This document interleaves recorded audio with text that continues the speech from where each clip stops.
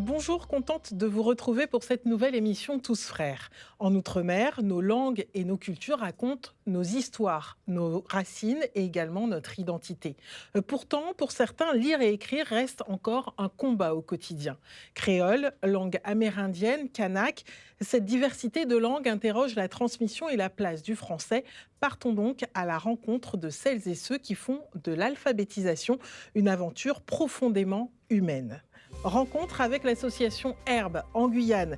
Elle accompagne les adultes dans l'apprentissage de la lecture et de l'écriture.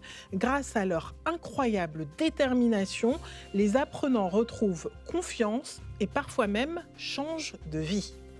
On vous emmène ensuite partager la complicité de Denise et Marie-Claude. Toutes deux grand-mères, elles ont voulu reprendre le chemin de l'école à La Réunion.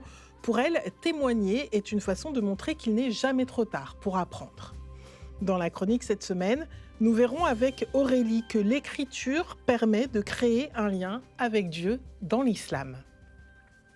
Alphabétisé comme dans l'histoire de Saint Jean-Baptiste de La Salle, le fondateur de l'Institut des Frères des écoles chrétiennes. Pour lui, l'éducation devait être accessible à tous, une histoire que nous raconte Luciano.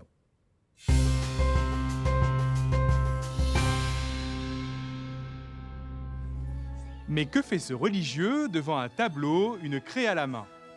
Pour le savoir, remontons le fil du temps et allons à la découverte de 3 moments clés de la vie d'un homme du nom de Jean-Baptiste de La Salle. Nous sommes à Reims en 1679. Jean-Baptiste de La Salle, jeune prêtre issu d'une famille aisée, mène une vie tranquille de chanoine. C'est un prêtre qui est au service de la cathédrale. Mais voilà qu'un jour, il croise un homme du nom d'Adrien Niel. Ce dernier lui parle de son projet d'ouvrir une école gratuite pour les petits garçons pauvres. C'est une urgence, car la majorité d'entre eux sont incapables de lire ou d'écrire. Bouleversé, Jean-Baptiste de La Salle décide de l'aider dans sa mission d'alphabétisation. L'année suivante, Jean-Baptiste de La Salle commence à enseigner lui-même dans les classes. Une craie à la main, il transmet et invente de nouvelles méthodes. Lecture en français et non en latin. Discipline plus humaine. Leçons collectives selon le niveau de chacun. Il s'intéresse aussi à la formation des maîtres. Il les invite à partager des repas avec lui. Il les forme au niveau spirituel, mais aussi pédagogique. Peu à peu, Jean-Baptiste de La Salle renonce à sa fortune et à sa position de chanoine pour vivre une vie communautaire avec les enseignants. Ce sont là les prémices de la congrégation des frères des écoles chrétiennes qu'il va fonder. Sa mission principale, l'alphabétisation et l'éducation des plus pauvres gratuitement. En 1699, il commence la rédaction d'un manuel pour les maîtres afin de fixer ses méthodes pédagogiques, la conduite des écoles chrétiennes. Pour Jean-Baptiste de La Salle, alphabétiser, ce n'est pas seulement apprendre à lire, c'est donner des clés pour comprendre, pour penser, pour exister. Plus que des écoles, ce sont des lieux de construction humaine qui vont voir le jour aux 4 coins de la France, jusque dans les Outre-mer. C'est le célèbre réseau lassalien. Voilà, maintenant, vous savez ce que faisait ce religieux, Jean-Baptiste de La Salle, devant un tableau, une craie à la main. Il alphabétisait les enfants pauvres et on en parle encore aujourd'hui. Et nous allons continuer à en parler avec Aurélie. Bonjour Aurélie. Bonjour Muriel. Direction la Guyane et plus précisément du côté de Cayenne et Roura. Mais déjà, pour commencer Aurélie, pouvez-vous nous rappeler ce qu'est l'analphabétisme ? Alors, on parle d'analphabétisme pour quelqu'un qui n'a jamais appris à lire et à écrire, donc qui n'est jamais allé à l'école. Et on parle d'illettrisme pour une personne qui ne maîtrise pas la lecture et l'écriture après avoir été scolarisée en français. Beaucoup d'adultes sont concernés en Outre-mer, 2 à 5 fois plus que dans l'Hexagone. Et nous avons donc poussé la porte d'une association qui aide ceux qui le veulent à lire ou à écrire. Exactement, cette association. Regardez, ils sont ici en plein cours de lecture. C'est l'association Herbe, Havre Ensemble Ressources Bien-être. Elle a 2 mission la lutte contre l'exclusion des personnes âgées et la lutte contre l'isolement des personnes en situation d'illettrisme ou d'analphabétisme.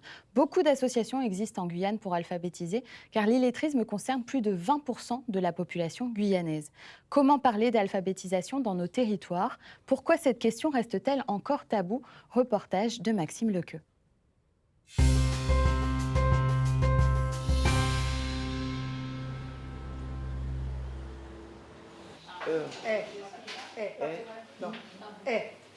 Sur cette feuille, chaque mot est un obstacle. Dans cette salle, les apprenants ont entre 30 et 75 ans. Ils viennent ici chaque semaine pour apprendre ou réapprendre à lire et à écrire avec Claudine, bénévole au sein de l'association Herbe. Alors, PA, ça fait? Il n'y a pas d'âge pour apprendre. Pour eux, c'est plus pouvoir lire un document. Ils se sentent un petit peu inférieurs et donc c'est très important de les encourager et de les accompagner aussi. Chaque mot lu devient un pas vers plus d'autonomie dans la vie quotidienne, pour comprendre les documents ou encore communiquer avec les enfants par message. Comme pour Joseph, cette Guyanaise a arrêté l'école très tôt. Elle assiste aux cours depuis 6 mois, aux côtés de femmes brésiliennes ou haïtiennes. J'ai pas de bon mémoire pour apprendre, mais je suis là quand même. J'ai tué les cours. Il y a des personnes qui assistent ensemble pour parler. Je n'ai même pas connaître, pour en parler, expliquer. Je assiste tout seul dans un coin. Mais maintenant, je parle ensemble. L'association Herbe m'a aidé beaucoup parce que ça a amélioré le français. J'ai plus de confiance. Dans le groupe d'à côté, c'est atelier d'écriture. On s'arrête là, on va voir le tréma, qui est notre signe d'orthographie. Jessica, arrivée il y a quelques semaines à l'association pour perfectionner son français, prend désormais la classe en main. Elle guide les participants dans l'écriture des mots et transmet ce qu'elle a appris aux autres. Vous entendez bien le son. A, fait. Verbalement, ça m'aide. Parce que parfois, quotidiennement, dans mes heures de loisirs, j'ai l'habitude de faire la lecture, mais je ne les emploie pas dans mes conversations. Alors, quand je viens ici, je choisis que c'est une grande opportunité pour moi d'utiliser mes mots. Lire, écrire, compter, des savoirs fragiles en Guyane. Selon l'INSEE, 4 habitants sur 10 seraient en grande difficulté de lecture, d'écriture et de calcul. Pour Marlène, la présidente de l'association Herbe, ce problème est étroitement lié à l'histoire et aux spécificités du territoire. Les enfants, par exemple, chez les Amérindiens ou les Bushinangés, ce sont des enfants, dès leur premier âge, ils ne parlent que leur langue maternelle. Donc, effectivement, arriver à l'âge de 6 ans pour l'école, c'est des enfants qui arrivent avec un handicap. Alors, chez les personnes âgées, c'est notre problème. C'est-à-dire qu'une fois qu'on a quitté l'école ou le travail, tout simplement, eh bien, on lit de moins en moins. Et on se rend compte un beau jour que finalement, on se retrouve face à une difficulté où on ne comprend plus le texte, où on ne sait plus trouver les mots, ni comment les écrire. Et là, on est face à l'illettrisme. Après la salle de classe, c'est au marché de Cayenne que l'association poursuit sa mission. Bonjour, monsieur. L'objectif, sensibiliser sur les actions d'alphabétisation présentes sur le territoire. On parle d'analphabétisme pour une personne qui, dans son parcours de vie, n'a jamais appris à lire et à écrire. Cela concerne une partie de la population guyanaise. Une autre partie des Guyanais est touchée par l'illettrisme. Parce qu'en Guyane, on voit bien qu'actuellement, il y a beaucoup d'illettrés. L'illettrisme, c'est le fait d'être allé à l'école et d'avoir interrompu sa scolarité. Et puis, un beau jour, on se rend compte, au bout de quelques années, parce qu'on n'a plus pratiqué, que l'on ne sait ni lire ni écrire. Très vite, une réalité saute aux yeux. À la vue de notre caméra, les passants se dérobent. Certains détournent le regard, d'autres refusent poliment. Ici, le sujet reste profondément tabou. C'est là où on se rend compte que vraiment la population a du mal à parler de cette situation d'illettrisme. Ça reste une grosse honte. Et c'est un tabou qu'on essaye de lever. Mais on voit bien encore aujourd'hui, ce n'est pas la première fois que l'on est confronté à ça. Les gens se défilent, les gens n'osent pas répondre. Face à ces refus répétés, l'association poursuit malgré tout son travail de terrain depuis 2018. Sensibiliser, c'est encourager chacun à dépasser la gêne. Ils ne se rendent pas compte, ils pensent que c'est devenu la normalité, en fait, finalement, voilà, malheureusement. La sensibilisation permettra une prise de conscience à la population que nous avons des enfants et qu'il est très important, en tout cas, que d'une part, que les parents se remettent à lire pour pouvoir aider les enfants. Pour aider chacun à entrer dans l'univers de la lecture et de l'écriture, l'association Herbe s'appuie notamment sur la littérature guyanaise. Une fois la nuit tombée, à la lueur des bougies, les apprenants de l'association se retrouvent pour un moment rare. Une lecture publique autour du roman Nuit d'épines de Christiane Taubira. Parmi les participants, Juliette. Elle apprend à lire depuis quelques mois grâce à l'association et travaille son français avec détermination. Ce soir, elle doit lire un passage du livre devant le public. Une douche froide, de la compassion envers moi-même. Une chanson dans la gorge, il avait aussi l'interrogation écrite. Et déjà, le devoir composé m'intriguait. Une prise de parole maîtrisée devant un public captivé. Juliette peut ouvrir un nouveau chapitre dans son apprentissage du français. Je suis très fière de moi, très très fière de moi. Je peux dire que je sens que ma valeur remonte encore. Et franchement, j'aime bien et je ne vais pas m'arrêter. Je ne vais pas m'arrêter. Même si l'apprentissage de la lecture et de l'écriture reste un défi pour beaucoup, Juliette peut être un exemple pour tous. Dans quelques semaines, ce sera peut-être à son tour d'accompagner les nouveaux apprenants de l'association.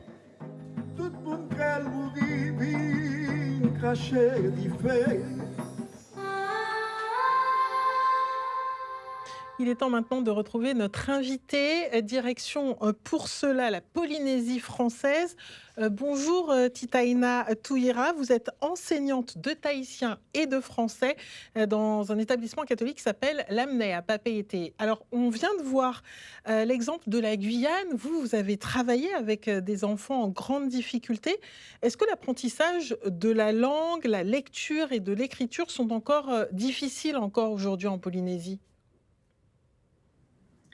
Bonjour tout le monde, oui, on peut dire que l'écriture est encore difficile pour des enfants ici en Polynésie, même en Polynésie, puisque quelquefois on peut faire ce constat dans nos classes, voilà. Surtout quand j'ai enseigné avec des élèves qui étaient dans très très grandes difficultés. Et comment on peut l'expliquer ça? Alors, je pense que c'est déjà dans les familles, peut-être que il y a eu les parents n'ont pas été jusqu'au bout de leur scolarité, donc ça se répercute. Donc avec leurs petits moyens, ils essayent de faire tout pour que leurs enfants puissent réussir. Ensuite, à l'école, on fait ce qu'on peut en tant qu'enseignant. Il faut trouver les clés pour que ces enfants puissent réussir d'abord, mais aussi de leur donner le goût et l'envie d'apprendre et de continuer. Voilà. Et justement, vous avez parlé de clés. Quelles sont les clés que vous avez pu mettre en place? Alors, ce que j'ai pu faire en classe, donc, c'est déjà de faire participer, par exemple, avec des chants, des choses qu'ils retrouvent, des comptines, des petites histoires, pour remettre un peu l'enfant dans le bain, on va dire, et pour qu'il puisse continuer surtout, et surtout de voir ses enfants avoir les yeux pétillants, de savoir qu'ils ont cette compétence de pouvoir réussir et d'apprendre encore. Parce que justement, comment ils sont ces enfants qui ne savent pas lire et écrire? Est-ce qu'ils ressentent la même honte que les adultes qu'on a vus dans le premier reportage? Qui n'aurait pas honte, j'ai envie de vous dire. L'enfant, lui, il ressent tout de suite. C'est palpable, c'est visuel. Et ensuite, en tant qu'enseignant, on le voit tout de suite. Quand on voit qu'un enfant, il a les yeux qui s'éteignent un peu. Et après, être enseignant, c'est aussi une vocation. Donc, de faire un don de soi et de pouvoir transmettre, parce que c'est aussi ça. L'enseignant doit transmettre des savoirs. Et ça, quand on voit l'enfant qui essaye de tout faire pour réussir, après, on a tout gagné en tant qu'enseignant. Et ça, on peut le faire, même en Polynésie, on peut le faire, on peut réussir. Vous parlez justement de cette vocation d'enseignant. Vous avez aussi été guidé par votre foi. Vous enseignez aujourd'hui dans un établissement catholique. Est-ce que ça vous aide justement à transmettre ce savoir? Bien sûr. Alors, les Polynésiens c'est un peuple pieux. Donc, là aussi, comment dire, on peut arriver plus facilement aussi, comme je disais, à faire des manifestations culturelles on peut les faire lire les lectures bibliques, les chants, et quand on ramène ensuite les chants aussi en tahitien, l'enfant se sent à l'aise parce que ils communiquent dans leur langue, la langue maternelle. Et là aussi, c'est rassurer l'autre, c'est rassurer l'enfant qu'on a devant soi. Et je reviens à dire que voilà, t'as l'enfant qui pétille, qui se sent à l'aise, et on peut tout faire après quand on voit un enfant qui veut réussir. D'ailleurs, le tahitien, c'est une langue orale avant tout. Maintenant, elle se lit et elle s'écrit. Est-ce que vous pouvez nous raconter un peu cette histoire? Comment on est arrivé à lire et à écrire le tahitien en Polynésie française? Alors, pour répondre, c'est vrai que le tahitien est une langue orale, puisque depuis les temps immémoriaux, tout est transmis par l'oral. Ensuite, il y a eu l'arrivée des missionnaires en Polynésie, le 5 mars. Et il y a les missionnaires protestants lorsqu'ils sont arrivés avec la LMS, London Missionary Society. Donc, il a fallu évangéliser. Et donc, ils ont bien compris qu'il fallait aussi comprendre les autres, c'est-à-dire notre peuple, mon peuple polynésien, et qu'il fallait communiquer. Et c'est comme ça qu'ils ont commencé aussi à traduire la Bible pour pouvoir communiquer avec les autres. Voilà comment ça s'est passé. Et pensez-vous aussi que notre système scolaire reconnaît suffisamment justement la richesse des langues en Outre-mer plus largement? Parce qu'on pourrait l'utiliser peut-être un peu plus. Oui, il faut savoir que le tahitien, on le passe au bac également. Ensuite, on a une spécialité qui est ouverte maintenant, les langues, les littératures, les cultures régionales, donc option tahitien. Vous avez 8 heures en terminale avec un coefficient 16 au bac. Oui, donc il y a une importance grandissante pour le tahitien. Est-ce que être alphabétisé, c'est important pour avoir accès à Dieu, Titaina?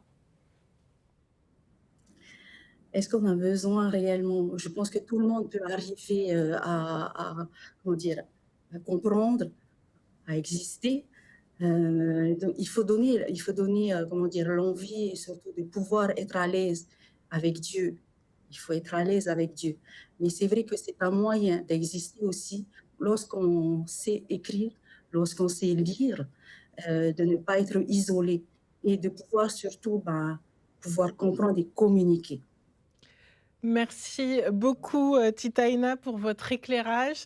Merci infiniment. Je rappelle que vous êtes enseignante de tahitien et de français dans un établissement catholique, Lamennais très exactement, à Papeete. Et bien après Papeete, on va où, Aurélie? Chez moi, bien sûr. Exactement, vous suivez bien, à La Réunion, plus précisément à l'Entre-deux, où nous avons rencontré 2 femmes qui ont voulu apprendre à lire et à écrire à l'âge adulte. Exactement, Muriel, regardez. Ces 2 femmes, c'est Denise et Marie-Claude. Alors, Denise, elle est ici, Marie-Claude là, et leurs histoires nous racontent un peu l'histoire de l'analphabétisme de nos Gramounes, de nos anciens à La Réunion. Denise, elle habitait une commune, Dimitil, où il n'y avait pas d'école, et sa mère avait besoin d'aide pour travailler et pour aider la famille, donc elle n'est pas allée à l'école. Marie-Claude, elle n'est jamais allée à l'école, elle a été envoyée dans un centre où on apprenait aux jeunes filles à devenir de bonnes maîtresses de maison. Ah, et donc aujourd'hui, enfin en tout cas il y a quelques mois, ils ont décidé de pousser la porte d'une association. Tout à fait, regardez. À plus de 60 ans, elles sont allées dans l'association Lire, Dire, Écrire à l'Entre-deux avec Sandrine qui est juste là et qui leur a mis le pied à l'étrier. Et aujourd'hui, elles ne passent pas une journée sans s'exercer. Quelle réalité et quelle fierté surtout lorsqu'on apprend à lire à l'âge adulte. Reportage d'Alexandre Timard.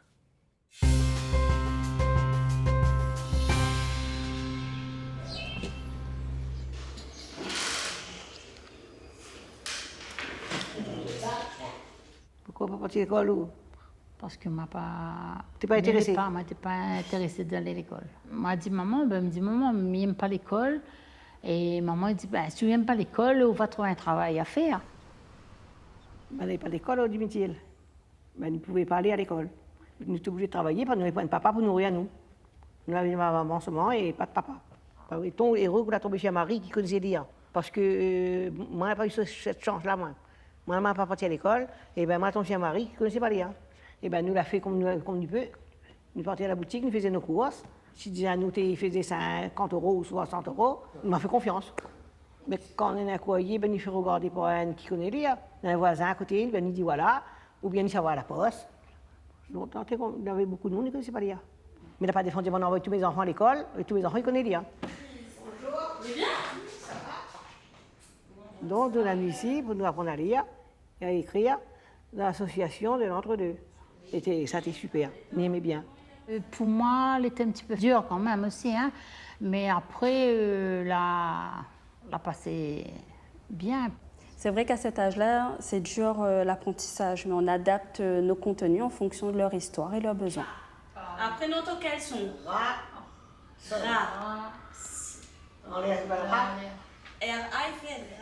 Moi, les filles de moi, parce qu'ils me connaissent un petit peu. Ils connaissent lire de petits mots quand même. Ça y fait plaisir, moi. Ils veulent vraiment venir apprendre à être autonomes dans leur quotidien, la lecture, l'écriture et surtout le calcul également.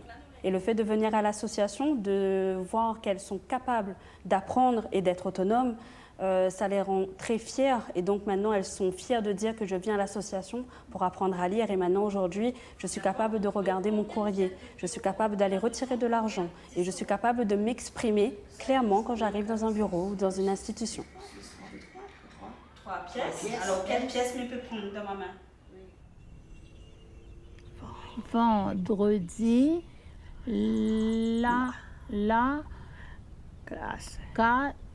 classe, dur,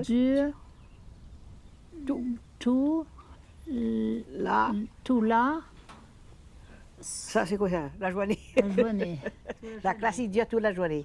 Depuis moi, je sors de l'association, mais il arrive, il lit un petit peu dans notre livre, et de temps en temps, il lit un petit peu la télé, mais il lit en même temps que la télé. Mais il voit le marquer dessous. Tous les jours, il apprend des petits mots, on est autonome. Aujourd'hui, puis ça au restaurant, mais à bout de choisir mon repas. Et longtemps, il ne pouvait pas faire ça, longtemps, il fallait lui demander combien il coûte le prix, combien il fait ceci, combien il fait cela. Là, plus de demander le prix, il va marquer. Aujourd'hui, il est un peu difficile pour moi parce que on est âgé. Mais essaye à apprendre quand même. La volonté. Aujourd'hui, on est content, on est fiers, on est content. Nous sommes fiers. Ben, mais il vaudrait mieux apprendre à lire et pour avoir voyagé après. Et moi, dans l'avenir, je voudrais apprendre à lire dans les livres pour faire plaisir à mes petits-enfants, pour être fiers de moi.